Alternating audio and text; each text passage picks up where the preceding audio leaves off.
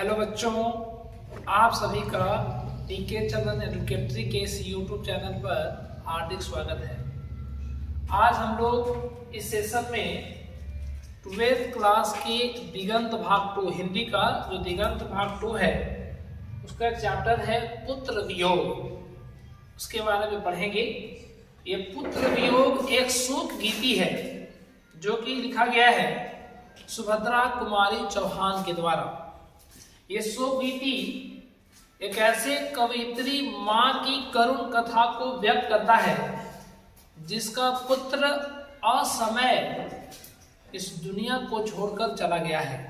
यानी कवयित्री मां यानी जो सुभद्रा कुमारी चौहान है उनके पुत्र का असामयिक निधन हो गया है।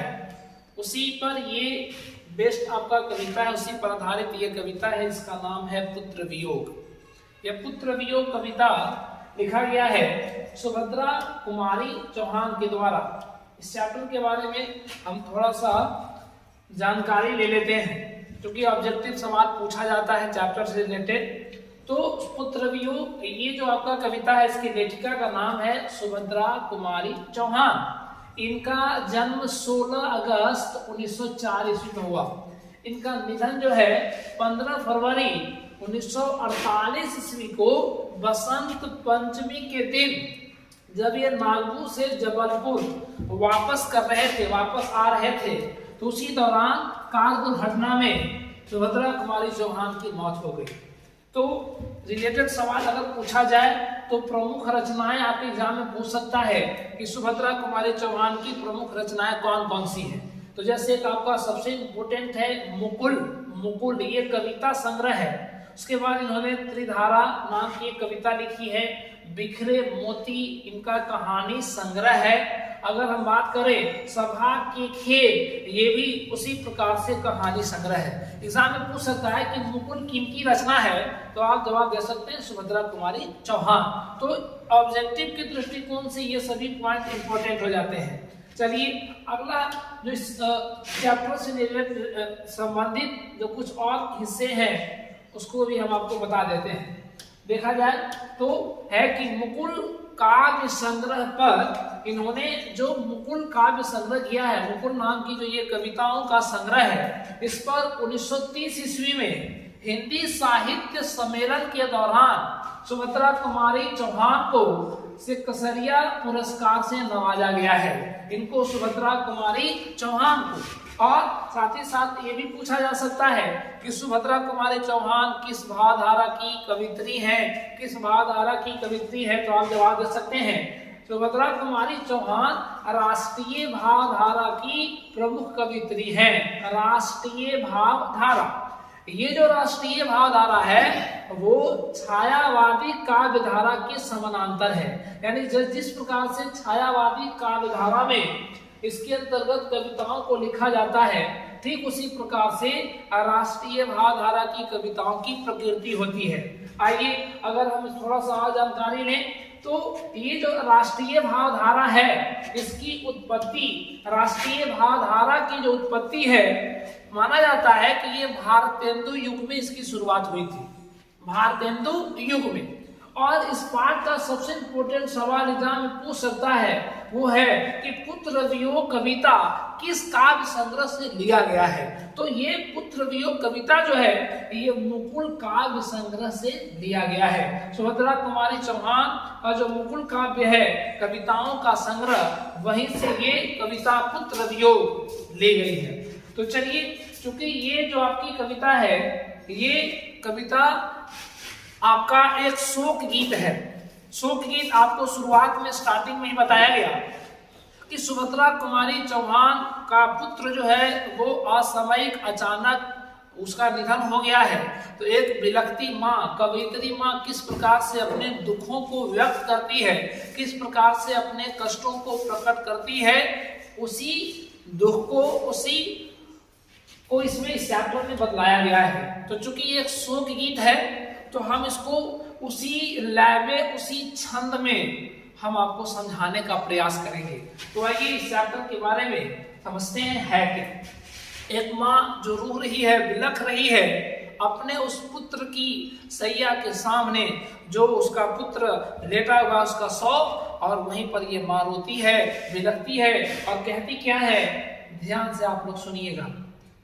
उनका कहना है, चूंकि एक शोक गीत है, कहना है कि आज दिशाएं भी हंसती है उल्लास विश्व पर छाया।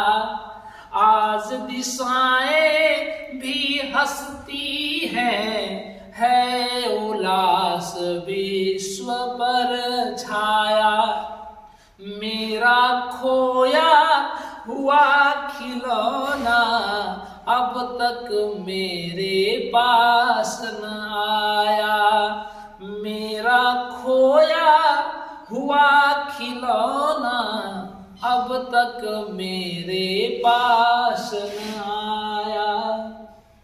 शीतन लग जाए इस भय से, नहीं गोद से जिसे उतारा। शीतन लग जाए इस भय से, नहीं गोद से जिसे उतारा। छोड़ काम दौड़ कर आई, माँ कह कर जिस समय पुकारा। छोड़ काम दौड़ कर आई, माँ कह कर जिस समय पुकारा। थपकी दे दे जिसे सुलाया, थपकी दे दे जिसे सुलाया। जिसके लिए लोरियां गाई, थपकी दे दे जिसे सुलाया। जिसके लिए लोरियां गाई, जिसके मुख पर जरा मलिनता, देख आँख मेरा कविताई। जिसके मुख पर जरा मलिनता, देख आँख मेरा कविताई। इसके बाद अगली पंक्ति है, माँ की एक करुण कथा है। हम इसको पहले आपको एक शोक गीति के माध्यम से सुना देते हैं, फिर हर एक पंक्ति को आपको उसी प्रकार से समझाएंगे। कहती है माँ कि जिसके लिए ये भूल अपनापन, पत्थर को भी देव बनाया। जिसके लिए ये भूल अपनापन, पत्थर को भी देव बनाया। कहीं नारियल दूध बतासे, कहीं चढ़ा कर शीश नवाया। कहीं नारियल दूध बतासे, कहीं चढ़ा कर शीश नवाया। फिर अगली पंक्ति में कहती है कि फिर भी कोई कुछ कर न सका, छिन ही गया खिलौना मेरा। फिर भी कोई कुछ कर न सका, छिन ही गया खिलौना मेरा। मैं असहाय विवश बैठी रही, उठ गया ये छौना मेरा। मैं असहाय विवश बैठी रही, उठ गया ये छौना मेरा। तड़प रहे हैं विकल प्राण ये, मुझको पल भर शांति नहीं है। तड़प रहे हैं विकल प्राण ये, मुझको पल भर शांति नहीं है। वह खोया धन पा न सकूंगी, इसमें कुछ भी भ्रांति नहीं है। वह खोया धन पा न सकूंगी, इसमें कुछ भी भ्रांति नहीं है। फिर भी रोता ही रहता है, फिर भी रोता ही रहता है। नहीं मानता है मन मेरा, फिर भी रोता ही रहता है, नहीं मानता है मन मेरा, बड़ा जटिल नीरस लगता है, सुना सुना जीवन मेरा, बड़ा जटिल नीरस लगता है, सुना सुना जीवन मेरा।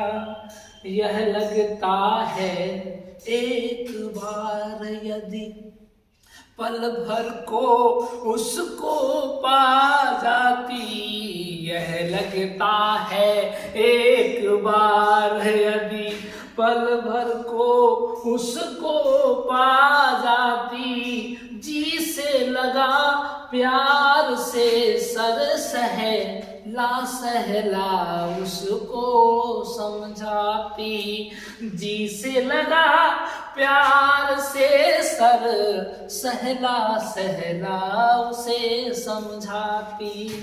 कहती है कि मेरे भैया मेरे बेटे, अब माँ को यूं छोड़ न जाना, मेरे भैया मेरे बेटे, अब माँ को यूं छोड़ न जाना, बड़ा कठिन है बेटा खोकर माँ को अपना मन समझाना, बड़ा कठिन है बेटा खोकर माँ को अपना मन समझाना।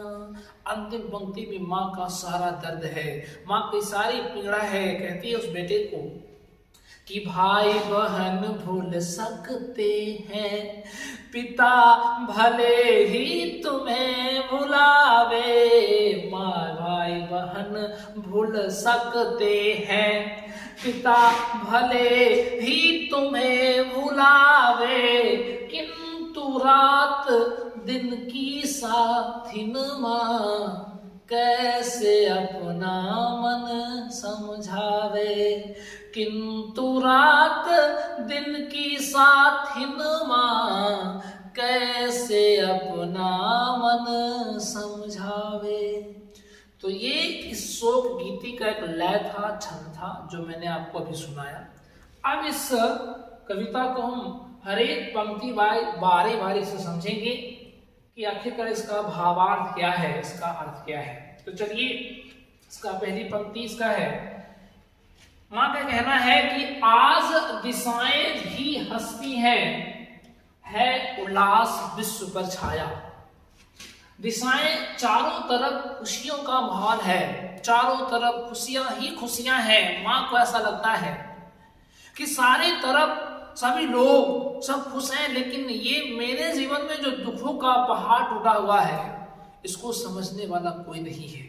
आज मैं अपने बेटे के लिए तड़प रही हूँ। मैं उस बेटे के लिए, जो मेरा पुत्र था, अचानक इस दुनिया को छोड़कर चला गया है। उस माँ को विश्वास नहीं हो रहा है, इसलिए वो कहती है कि आज दिशाएं भी हंसती हैं, है उल्लास विश्व पर छाया।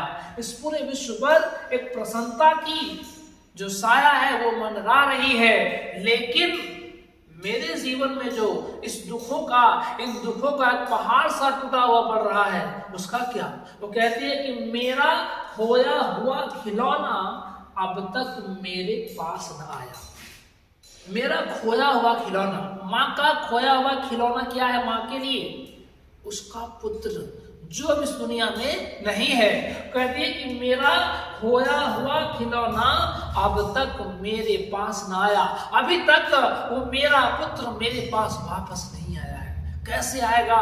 क्योंकि ये माँ को कौन समझाए कि माँ आपका पुत्र तो अब इस दुनिया में है ही नहीं। लेकिन वो माँ होती है, वो कैसे समझ पाए कि इस बेटा उसका इस दुनिया में नहीं है। चलिए, माँ फिर अगली पंक्ति में कहती है, उसका कहना है कि हमने अपने पुत्र के लिए बहुत कुछ किया, उससे सेवा किया, उसे उतना एक छोटे से बच्चे से उसको पाल पोस कर इतना बड़ा किया है। कहती है कि बचपन में जब उसको मैं पालती थी तो शीत न लग जाए इस भय से नहीं गोद से जिसे उतारा। उसे ठंडा न लग जाए, शीत न लग जाए, इस वजह से मैंने उसे अभी कभी भी अपने गोद से नहीं उतारा, मैंने कभी उसे अपने से अलग नहीं होने दिया। छोड़ काम दौड़ कर आई, माँ कहकर जिस समय पुकारा। मैं कोई भी काम कर रही होती, अगर मेरा बेटा एक आवाज लगा दे माँ, तो मैं उस काम को छोड़कर सबसे पहले अपने बेटे के पास पहुंचती। आज मेरा बेटा इस दुनिया में नहीं है, मेरी पीड़ा को सहने वाला भी कोई नहीं है। चलिए, वो कहती है अपनी पंक्ति में, माँ कह रही है कि थपकी दे दे जिसे सुलाया, जिसके लिए लोरियां गाई, जिसके मुख पर जरा मलिनता, देख आंख में रात बिताई। कभी थपकी दे दे जिसे सुलाया, उस पुत्र को जिसको थपकी दे दे करके मैंने सुलाया, इतना प्रेम इतना प्यार उसके प्रति न्यौछावर किया, जिसके लिए लोरियां भी गाई। ये लोरियां बचपन में बच्चों को सुलाने के लिए गाया जाता है, ऐसा गीत होता है ताकि उसको नींद आ जाए।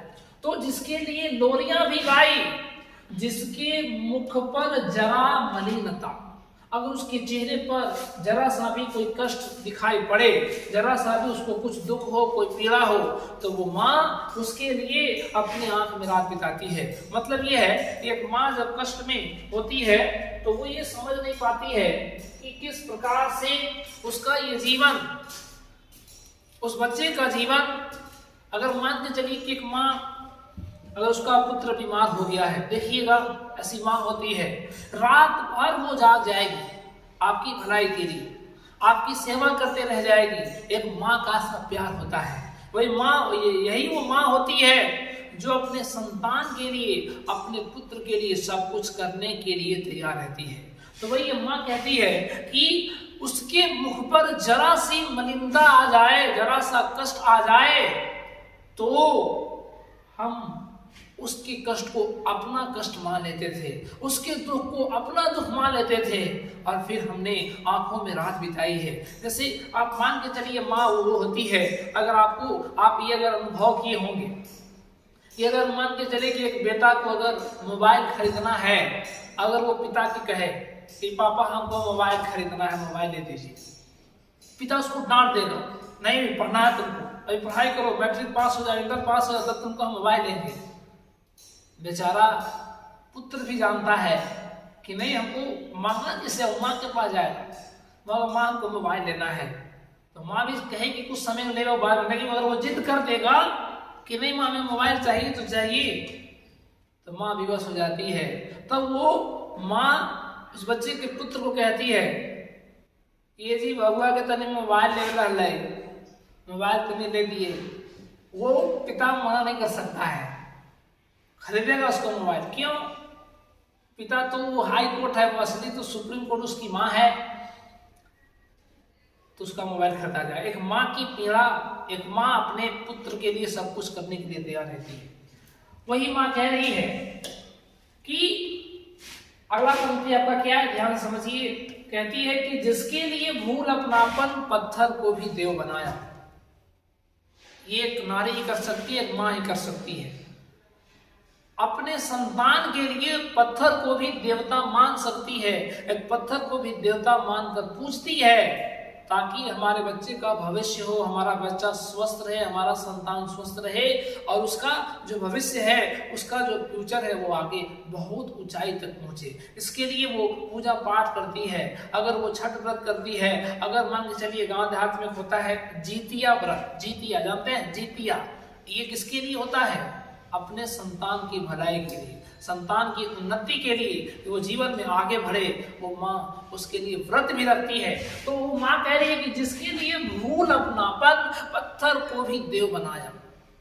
कहीं नारियल दूध बतासे, कहीं चढ़ाकर शीश नवाया।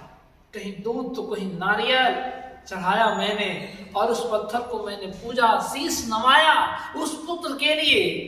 लेकिन आज मेरा पुत्र इस दुनिया में नहीं है, मेरा, हमने इतना कुछ किया लेकिन मेरी सहायता करने वाला कोई नहीं है। इसलिए माँ का दर्द इस पंक्ति में आपको दिखाई देगा।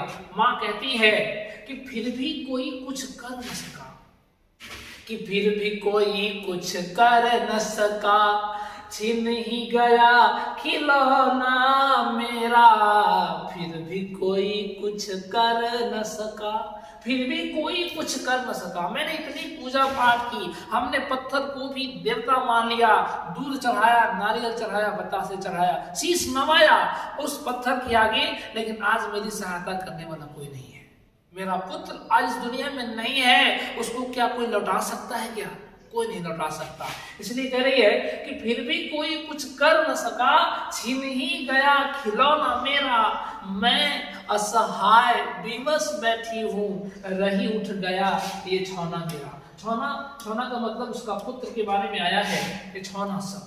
रही उठ गया ये छौना मेरा, मेरा पुत्र अब इस दुनिया में नहीं है, हमारा साया उससे ऊपर उड़ गया है। तो माँ कह रही है कि हमने इतना परिश्रम किया इस बेटे के लिए, हमने पत्थर को भी देवता माना, लेकिन आज मेरा सहायता करने वाला कोई नहीं है। यानी भगवान से भी इसका विश्वास हट गया है। चलिए अगला पंक्ति में माँ कहती है, सब कुछ ठीक है लेकिन तड़प रहे हैं विकल प्राण एक, मुझको पल भर शांति नहीं है, वह खोया धन पा न सकूंगी, इसमें कुछ भी भ्रांति नहीं है।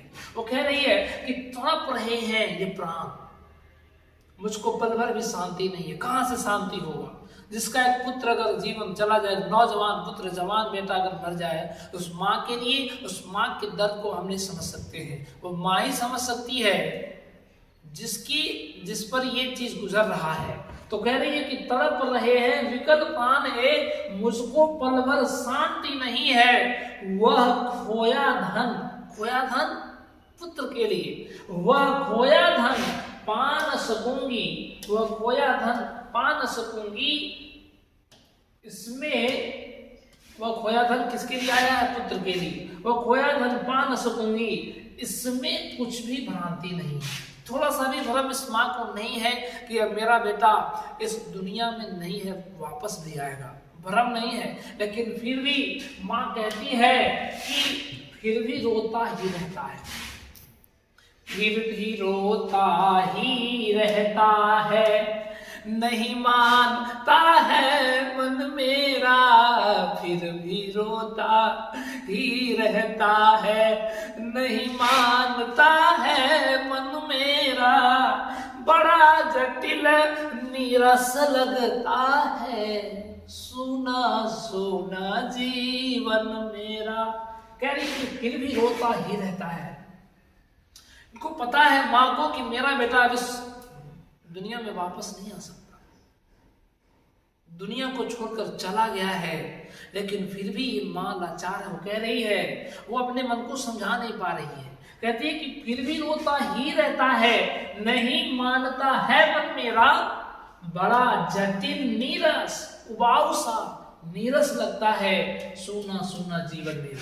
इसके जीवन में एक सुनापन सा लगता है, खाली खाली सा प्रतीत होता है। लगता है, माँ को लगता है कि कहीं से कोई आवाज आए तो लगा कि बेटा ही हमें पुकार रहा है। अगर वो कहीं जा रही है तो उस बेटे की जो प्रति छाया है उसको दिखाई पड़ रही है। ये होता है उस माँ का प्यार उस पुत्र के लिए जब इस दुनिया में नहीं है। कह रही है अगली पंक्ति में माँ की जो पीड़ा है, कहती है कि यह लगता है, ये कभी संभव नहीं है, लेकिन माँ ये चाहती है, इसको लगता है कि यदि एक बार भी मेरा बेटा कुछ पल के लिए भी मेरे पास आ जाता, कुछ क्षण के लिए भी मेरा ये बेटा मेरे पास आ जाता, तो मैं उसको समझाती, मैं उसको गले से लगा लेती, मैं उसको अपने सीने से लगा लेती और उसको समझाती, बहुत कुछ समझाती। क्या क्या समझाती माँ, उसको इस पंक्ति में दर्शाया गया है, समझिएगा। कहती है कि यह लगता है एक बार यदि पल भर को उसको पा जाती, जी से लगा प्यार से सर सहला उसको समझाती। कहती है यह लगता है एक बार यदि पल भर को उसको पा जाती, यह लगता है कि एक बार यदि पल भर को उसको पा जाती, थोड़े समय के लिए भी अगर मेरा बेटा आ जाता, कुछ पल के लिए भी मेरे पास आ जाता, तो जी से लगा, सीने से लगा, मैं उसे प्यार से सर सहला सहला कर समझाती। क्या समझाती? माँ की इस वेदना को आप समझ नहीं पाइएगा। देखिए माँ कहती है, क्या समझाने की बात करती है। देखिए अगली पंक्ति में है, माँ कहती है कि मैं उसको समझाती, कहती कि मेरे भैया मेरे बेटे, अब माँ को यूं छोड़ न जाना, मेरे भैया मेरे बेटे, अब माँ को यूं छोड़ न जाना, बड़ा कठिन है बेटा खोकर माँ को अपना मन समझाना, बड़ा कठिन है बेटा खोकर माँ को अपना मन समझाना। कहती है कि अगर मेरे पास मेरा बेटा आता, कुछ पल के लिए भी, कुछ क्षण के लिए भी वो आ जाता, तो मैं उसे समझाती, मेरे भैया मेरे बेटे, अब माँ को छोड़ मत जाना, कभी छोड़ के मत जाना। क्यों? क्योंकि बड़ा कठिन होता है बेटा तुम्हारे बिन जीवन गुजारना, बड़ा कठिन है बेटा खोकर, एक बेटे को खोकर माँ को अपना मन समझाना। ये माँ अपने मन को नहीं समझा पाती है अपने इस पुत्र को खोकर, इसलिए वो कह रही है। और अंतिम पंक्ति इस कविता का जो सारा दर्द समेटे हुए है, एक माँ का जो पूरा प्रेम उस बेटे के लिए निछावर है, उस पुत्र को कहती है कि भाई बहन भूल सकते हैं, पिता भले ही तुम्हें भुलावे, भाई बहन भूल सकते हैं, पिता भले ही तुम्हें भुलावे, किंतु रात दिन की साथिन माँ कैसे अपना मन समझावे। वो कहती है अंतिम पंक्ति में कि पुत्र तुम्हें तुम्हारे भाई और बहन भूल सकते हैं, एक समय आएगा जब तुम्हारा भाई तुम्हें छोड़ सकता है, तुम्हें भुला सकता है, तुम्हारी बहन भी तुम्हें भुला सकती है, यहाँ तक कि तुम्हारा पिता भी तुम्हें भुला सकता है, लेकिन रात दिन की साथी माँ, रात दिन तुम्हारे साथ रहने वाली या सोच के साथ या साथ रहने वाली, रात दिन तुम्हारे बारे में सोचने वाली ये माँ कैसे अपने मन को समझावे कि आज इसका पुत्र इस दुनिया में नहीं है। चलिए, तो आपका ये सेशन था पुत्र वियोग, कैसा लगा आप कमेंट में जरूर बताएंगे। और यदि आपको अच्छा लगा हो ये सेशन, ये पुत्र वियोग पाठ, तो आप चैनल को सब्सक्राइब कीजिएगा और लाइक कीजिएगा, कमेंट करके जरूर बताइएगा। यदि और पाठ आपको चाहिए तो कमेंट करके बताइएगा। तब तक के लिए धन्यवाद, बहुत बहुत धन्यवाद।